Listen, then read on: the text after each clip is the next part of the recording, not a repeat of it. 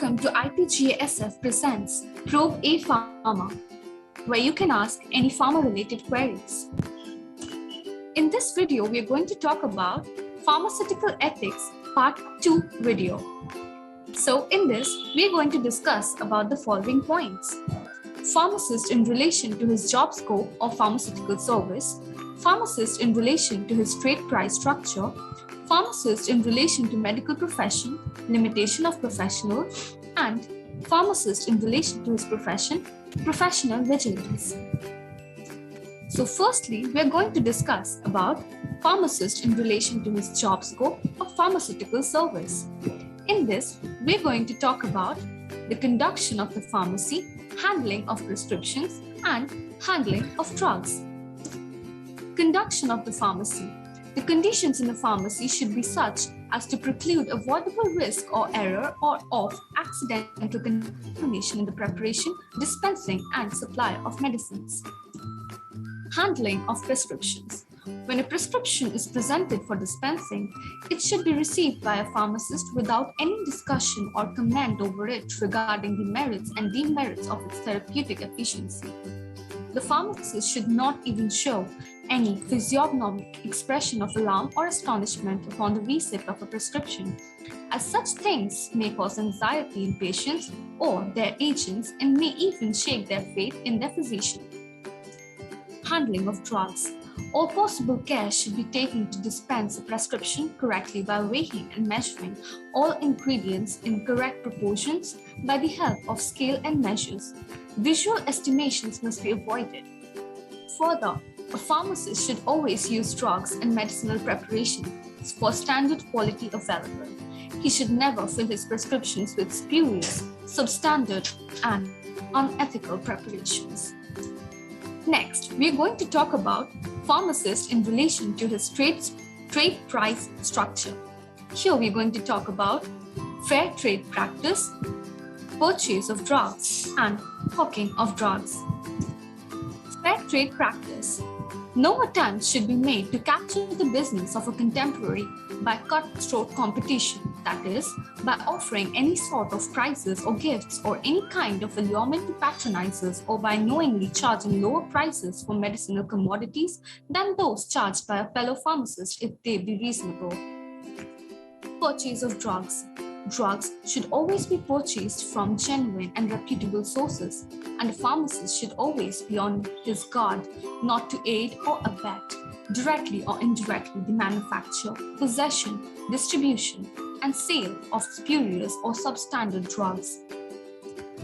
Hawking of drugs. Hawking of drugs and medicines should not be encouraged, nor should any attempt be made to solicit orders for such substances from door to door. Self-service method of operating pharmacies and drugstores should not be used, as this practice may lead to the distribution of therapeutic substances without an expert supervision and thus would encourage self-medication, which is highly undesirable. Next, we are going to talk about pharmacist in relation to medical profession, limitation of professional. Here we are going to talk about clandestine arrangements and liaison with public.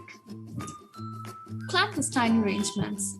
No pharmacist should enter into any secret arrangements or contract with a physician to offer him any commission or any advantage of any description in return of his favor of patronage by recommending his dispensary or drugstore or even himself to patients. Liaison with public. Being a liaison between medical profession and people, a pharmacist should always keep himself abreast with the modern developments in pharmacy and other health sciences by regularly reading books, journals, magazines, and other periodicals, so that on the one hand, he may be in a position to advise the physician on pharmaceutical matters. Lastly, we're going to talk about pharmacist in relation to his profession, professional vigilance. Here, we are going to talk about the following points: law-abiding citizens, relationship with professional organizations, and decorum and propriety. Law-abiding citizens. A pharmacist engaged in profession has to be an enlightened citizen endowed with a fair knowledge of the land, and he should strive to countenance and defend them. He should be particularly conversant with the enactment pertaining to food, drug, pharmacy, health, sanitation, and the like, and endeavor to abide by them in every phase of life. A pharmacist is a unit whole, and his life cannot be divided into compartments. Relationship with professional organizations.